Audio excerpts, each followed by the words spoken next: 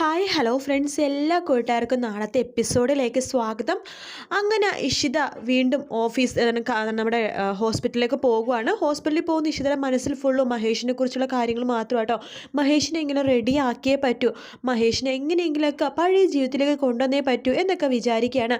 ആ സമയത്ത് നമ്മുടെ രാമനാഥൻ ഇഷിതയുടെ ഫോണിലേക്ക് വിളിക്കുന്നുണ്ട്. മോളെ, ചിപ്പിയുടെ സ്കൂൾ ബസ് ഇല്ലെന്നല്ലേ പറഞ്ഞത്, മോൾക്ക് വരുമ്പോൾ ചിപ്പിനെ കൂട്ടിക്കൊണ്ടുവരാൻ പറ്റുമോ എന്ന് ചോദിക്കുമ്പോൾ ഇഷിത പറയണ്ട, അയ്യോ അച്ഛാ, ഞാനിവിടെ നിന്ന് ഇറങ്ങുമ്പോൾ വൈകുമല്ലോ അച്ഛാ, കുറച്ചധികം പേഷ്യൻസ് ഉണ്ട് എന്നത് പറയാണ്. അതെയോ, അപ്പോൾ എന്ത് ചെയ്യും മോളെ? ഞാനൊരു കാര്യം ചെയ്യാം, മഹേഷിനോട് പറയാം, അവൻ വിളിച്ചോണ്ട് വരും മോളെ, വിളിച്ചോണ്ട് വരും അച്ഛാ, ഒരു കുഴപ്പമില്ല, ഞാൻ മഹേഷിനോട് പറയാം എന്ന് പറയാണ്. അങ്ങനെ ഇഷിത മഹേഷിനോട് പറയുന്നുണ്ട്, ചിപ്പിനെയും കൂട്ടിക്കൊണ്ട് വന്യം പുറത്തൊക്കെ ഒന്ന് പോകണം, ചിപ്പിനെ ഒന്ന് ഹാപ്പി ആക്കണം, കടയിലൊക്കെ ഒന്ന് കയറണം എന്നൊക്കെ പറയാണ്. ശരിയെന്ന് മഹേഷും പറഞ്ഞിട്ട്, ശരി അവൾക്കൊന്ന് സോറി പറയണം, അവളൊന്ന് ചേർത്ത് പിടിക്കണമെന്നൊക്കെ മഹേഷും പറയുന്നുണ്ട്. അങ്ങനെ മഹേഷ് ചിപ്പിനെയും കൂട്ടിക്കൊണ്ട് ജസ്റ്റ് ഒന്ന് പുറത്തേക്കൊന്ന് ഇറങ്ങുക കേട്ടോ. അങ്ങനെ പുറത്തേക്ക് ഇറങ്ങുന്ന സമയത്ത് ചിപ്പിക്ക് ചെറിയൊരു ആക്സിഡൻറ്റ് പറ്റുന്നുണ്ട്. മഹേഷിൻ്റെ വണ്ടിയാണ് ആക്സിഡൻറ്റിൽ പെടുന്നത്. അത് വേറെ വണ്ടി വന്നിട്ട് നമ്മുടെ ചിപ്പിനെ ഇടിക്കുന്നതാണെന്ന് അറിയില്ല. എന്നാലും ചിപ്പി അബോധാവസ്ഥയിൽ റോട്ടിൽ കിടക്കുമ്പോൾ മഹേഷ് രണ്ട് കൈ കൊണ്ട് ചിപ്പിനെ കോരി എടുക്കുന്നുണ്ട്. ശേഷം കാറിൽ കയറ്റിയിട്ട് ഹോസ്പിറ്റലിലേക്ക് കൊണ്ടുവരുവാണ്. ഹോസ്പിറ്റലിലേക്ക് കൊണ്ടുവരുമ്പോഴേക്കും ഈ പ്രശ്നങ്ങളെല്ലാം തന്നെ നമ്മുടെ സ്വപ്നവേലിയും അതുപോലെ പ്രിയാമണിയും മാഷും എല്ലാവരും അറിയുന്നുണ്ട് കേട്ടോ. അങ്ങനെ ഇഷിതയുടെ ഹോസ്പിറ്റലിൽ തന്നെയാണ് കൊണ്ടുവരുന്നത്. അപ്പോൾ കൊണ്ടുവരുമ്പോൾ തന്നെ ഐ സിയുനുള്ളിലേക്കാണ് കയറ്റുന്നത്. ഐ സി യു കയറ്റുമ്പോൾ തന്നെ അവിടെ ചിപ്പിയുടെ ബ്ലഡ് ഒരുപാട് പോയിട്ടുണ്ടായിരുന്നു കേട്ടോ. അപ്പോൾ ഭയങ്കര സീരിയസ് ആണെന്നൊക്കെ പറയുന്നുണ്ട്. പക്ഷേ ഇതൊന്നും തന്നെ ഇഷിത അറിയുന്നില്ല. അപ്പോൾ ഹോസ്പിറ്റലിൽ ചിപ്പിനെ അഡ്മിറ്റ് ചെയ്തപ്പോൾ തന്നെ നമ്മുടെ സുചിത്രയും മാഷും പ്രിയാമണിയും സ്വപ്നവല്ലിയും എല്ലാവരോടും വന്നിട്ടുണ്ട്. മഹേഷിനാണെങ്കിൽ എന്ത് ചെയ്യണമെന്നറിയില്ല, പ്രാന്ത് പിടിച്ച പോലെ മഹേഷ് അവിടെ ഇരിക്കുകയാണ്. സുചിത്ര നമ്മുടെ ചിപ്പിയുടെ ഇഷിതയുടെ റൂമിലേക്ക് കയറി വരുവാണ്. ആ സുജി, നീ എന്താ ഇവിടെ? ചേച്ചി ചേച്ചി എന്താ സുജി, എന്താ പറ്റിയത്? അച്ഛനും അമ്മക്ക് എന്തെങ്കിലും അസുഖം എന്തെങ്കിലും ഉണ്ടോ? ഇല്ല ചേച്ചി, ഇളയമൊക്കെ വിളിച്ചിട്ടും കുഴപ്പമില്ല. പിന്നെ എന്തു പറ്റി? നീ എന്താ ടെൻഷൻ ആവണത്? ആർക്കാ അസുഖം? എന്താ പറ്റിയതെന്ന് ചോദിക്കുകയാണ്. ചിപ്പിക്കാ ചേച്ചി. ചിപ്പിക്കോ? ചിപ്പി സ്കൂളിൽ പോയതാണല്ലോ, പിന്നെ എന്ത് സംഭവിച്ചു എന്ന് ചോദിക്കുമ്പോൾ, ചേച്ചി ചിപ്പിക്ക് ഒരു ആക്സിഡൻറ്റ് ഉണ്ടായി, ഇവിടെ ഐ സിയിൽ അഡ്മിറ്റ് ആക്കിയിരിക്കുക. ഇവിടെയോ എന്ന് പറയുമ്പോൾ തന്നെ നമ്മുടെ ഇഷിത അവിടെ എല്ലാം വെച്ചതിന് ശേഷം വേഗം ഐ സിനുള്ളിലേക്ക് പോകുവാണ്. പോകുമ്പോൾ തന്നെ ഡോക്ടർ പറയുന്നുണ്ട്, ഡോക്ടർ ഇഷിത, എനിക്കറിയാം ഡോക്ടർ ഇഷിതയുടെ മകളാണെന്ന്, കുറച്ച് സീരിയസ് ആണെന്ന് പറയുമ്പോഴേക്കും ഇഷിത ആകെ തകർന്ന് പോവാട്ടോ. പക്ഷെ കുഴപ്പമൊന്നുമില്ല, കുറച്ച് ബ്ലഡും കാര്യങ്ങളൊക്കെ പോയിട്ടുണ്ട്, പെട്ടെന്ന് തന്നെ അത് റെഡിയാക്കാന്നൊക്കെ പറയുകയാണ്. അപ്പോൾ ആ സമയത്ത് നമ്മുടെ ഈ കാര്യങ്ങളൊക്കെ പറഞ്ഞിട്ട് രജനിയും അതുപോലെ തന്നെ ആകാശം വരുന്നുണ്ട്. അയ്യോ എൻ്റെ മോളെ എന്നൊക്കെ പാട്ട് വരുന്നുണ്ട്. അപ്പോഴും അവർ ചിപ്പിനെ കാണാൻ വേണ്ടിയിട്ട് അല്ല ശ്രമിക്കണത്, മഹേഷിനെ കുറ്റപ്പെടുത്താൻ വേണ്ടി ശ്രമിക്കുകയാണ്. ആകാശം എടുത്ത വായിക്ക് പറയുന്നുണ്ട്, എടാ മഹേഷ്, എൻ്റെ മോൾക്ക് എന്തിനു പറ്റിയുണ്ടല്ലോ, നിന്നെ ഞാൻ വെറുതെ വെച്ചേക്കില്ല, നോക്കിക്കോ എന്നൊക്കെ പറയാണ്. അതും കൂടി കേൾക്കുമ്പോൾ മഹേഷ് ആണെങ്കിൽ ആകെ ദേഷ്യം വരും കേട്ടോ. ശേഷമാണ് ഇഷിത ഹോസ്പിറ്റലിനുള്ളിലേക്ക് കയറ്റി ഇങ്ങനെ ചോദിക്കുമ്പോഴേക്കും ആ ഒരു ബ്ലഡ് ഗ്രൂപ്പിലുള്ള ബ്ലഡ് ഇപ്പോൾ ഇല്ലെന്നാണ് പറയുന്നത് ആ ഹോസ്പിറ്റലിൽ. അപ്പോൾ ഇഷിത എന്ത് ചെയ്യും, എൻ്റെ ബ്ലഡ് ഗ്രൂപ്പ് വേറെയാണല്ലോ എന്ന് ഇഷിത പറയാണ്. ഇഷിത നോക്കുമ്പോഴേക്കും അവിടെ വേറെ ആരുടെയാണ് ആ ബി നെഗറ്റീവ് ബ്ലഡ് എന്ന് ചോദിക്കുമ്പോഴേക്കും ആർക്കും ബി നെഗറ്റീവ് ബ്ലഡ് ഇല്ല. മഹേഷ് പറയുന്നുണ്ട്, ഇഷിത എൻ്റെ ബ്ലഡ് ബി നെഗറ്റീവാണെന്ന് പറയാണ്. ഓക്കെ എന്നാൽ പെട്ടെന്ന് മഹേഷ് വാന്ന് പെട്ടെന്ന് മഹേഷിനെ വേഗം തന്നെ ഐസിനുള്ളിലേക്ക് കയറ്റുവാണ്. മഹേഷിൻ്റെ ബ്ലഡാണ് നമ്മുടെ ചിപ്പിക്ക് കയറ്റുന്നത് കേട്ടോ.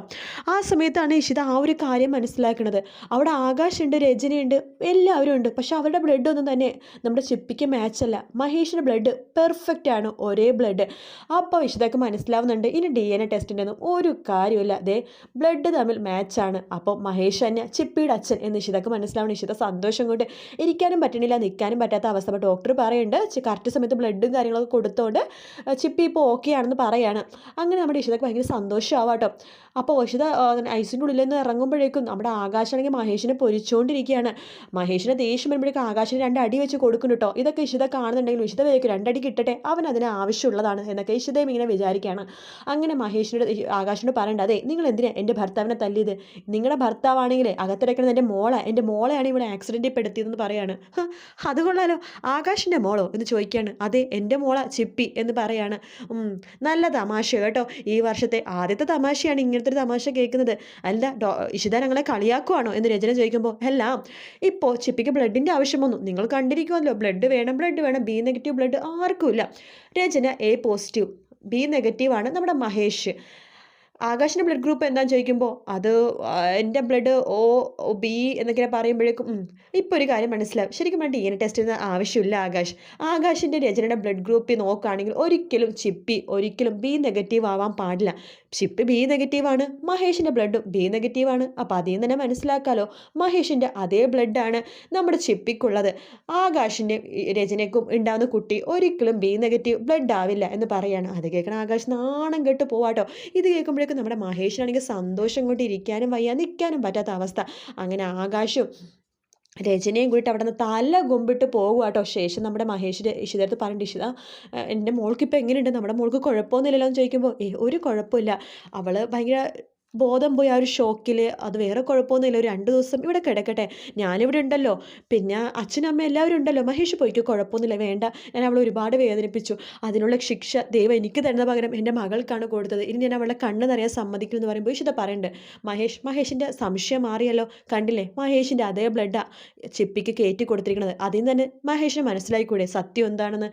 ആകാശിൻ്റെ ബ്ലഡ് ഗ്രൂപ്പായിട്ട് ഒരു മാച്ചും ഇല്ല നമ്മുടെ ചിപ്പിയുടെ ബ്ലഡ് എന്ന് പറയുകയാണ്. അത് കേൾക്കുമ്പോൾ മഹേഷിൻ്റെ സന്തോഷമാവാട്ടോ.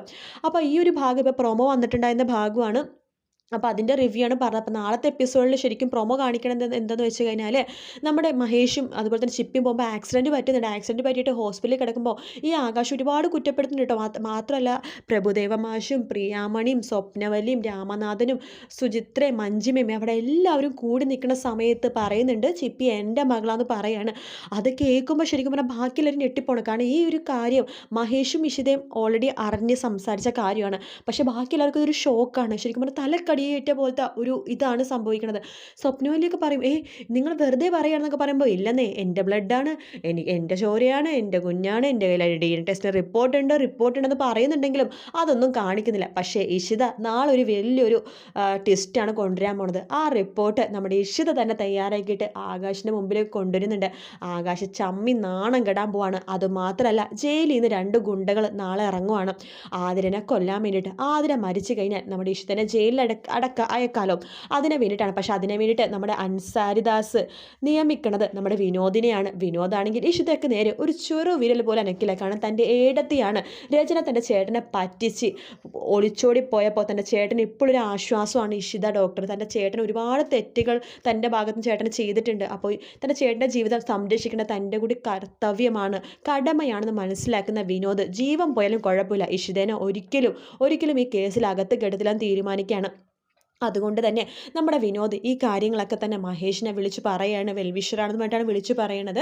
ഇങ്ങനെ പറയുന്നുണ്ട്, ഇങ്ങനൊരു അപകടം ഇന്ന് ഒളിഞ്ഞിരിക്കുന്നുണ്ട്, ഒന്ന് ശ്രദ്ധിക്കണം ആതിരയുടെ കേസ് എന്ന് പറയുമ്പോൾ നമ്മുടെ മഹേഷിൻ്റെ ഒരു കണ്ണും അതുപോലെ തന്നെ മഹേഷ് ഡോക്ടറുടെ കാര്യങ്ങളൊക്കെ പറയുമ്പോൾ അവിടെ ശ്രദ്ധിക്കുന്നുണ്ട്. അതുകൊണ്ട് ആതിരയുടെ കേസിൽ ഒന്നും സംഭവിക്കാൻ പോകുന്നില്ല. എന്തായാലും അൻസാരിദാസ് വിചാരിച്ച പോലത്തെ കാര്യങ്ങളൊന്നും തന്നെ നടക്കില്ല. പക്ഷേ അൻസാരിദാസിനും അതുപോലെ തന്നെ ആകാശിനും സംശയമുണ്ട് വിനോദിന് കേട്ടോ. വിനോദ് ഇവരെ എന്തെങ്കിലും തരത്തിൽ ഹെൽപ്പ് ചെയ്യുന്നുണ്ടോ എന്നൊരു സംശയം ഇവർക്ക് എല്ലാവർക്കും ഉണ്ട്. അതുകൊണ്ട് തന്നെ ഇനി വിനോദിന് വാച്ച് ചെയ്യലായിരിക്കും ഇവരുടെ മെയിൻ പരിപാടി എന്ന് പറയുന്നത്. അപ്പോൾ നാളത്തെ എപ്പിസോഡ് അടിപൊളി എപ്പിസോഡായിരിക്കും. പിന്നെ വീഡിയോ ഇഷ്ടപ്പെട്ടെങ്കിൽ എല്ലാവരും ഒന്ന് സബ്സ്ക്രൈബ് ചെയ്തൊന്ന് സപ്പോർട്ട് ചെയ്യണേ. സബ്സ്ക്രൈബ് ചെയ്യുമ്പോൾ ആ ബെൽ ബട്ടൺ ക്ലിക്ക് ചെയ്തിട്ട് അതിൽ ഓൾ എന്ന് പറഞ്ഞ നോട്ടിഫിക്കേഷൻ ബട്ടൺ കൊടുക്കണം കേട്ടോ. എങ്കിൽ മാത്രമേ വീഡിയോ അപ്ലോഡ് ചെയ്യുമ്പോൾ നിങ്ങൾക്ക് നോട്ടിഫിക്കേഷൻ കിട്ടുള്ളൂ. മറ്റൊരു വീഡിയോ ആയിട്ട് കാണാം, നാളെ കാണാം. Bye bye.